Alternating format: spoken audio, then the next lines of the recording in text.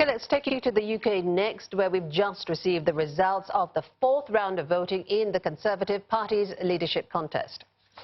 And it's Interior Minister Sajid Javid, who is seen on the left of your screen here, who didn't make the cut. That leaves the last three men standing as former Foreign Secretary Boris Johnson, who remains the firm favourite, current Foreign Secretary Jeremy Hunt, and Environment Secretary Michael Gove. Ollie Barrett is live for us in London. He joins us now. Ollie, Boris Johnson seems to be the firm favourite still. Is there any chance of anyone catching him?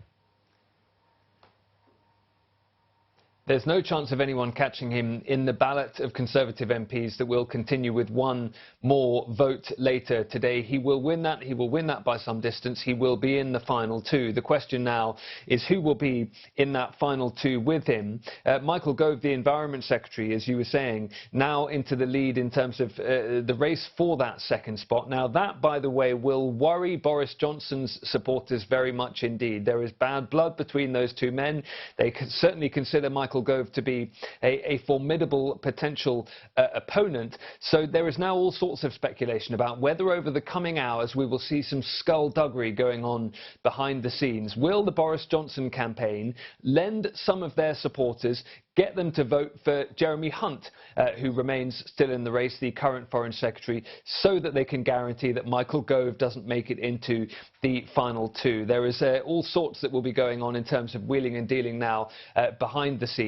Boris Johnson will win this race later today here in London. It's now a question of who goes into that final runoff, which is a decision that gets made over the next month by the party's membership.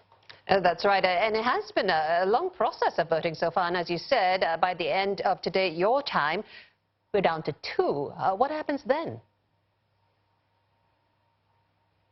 Yes, so at that point it becomes a matter for the party's membership. We'll see a series of hustings events up and down the country. Boris Johnson and whoever is challenging him will face questions from Conservative Party membership. They will face those debates where they can be gone over in terms of their policy with regards to Brexit, but also all sorts of other issues as well. There will be a postal ballot during that period when members of the Conservative Party get to cast their vote. That should conclude by the 20th of July, and a couple of days after that we expect to know who has won the race to be the next leader of the UK Conservative Party and therefore next UK Prime Minister. Also worth reflecting on at this juncture that in these latest results, Boris Johnson got 157 votes from MPs. That means he now has the support, the backing of over 50% of his own party. But bear in mind that if he has any chance of trying to pass a Brexit deal at some point in the not too distant future, he will need effectively unanimous backing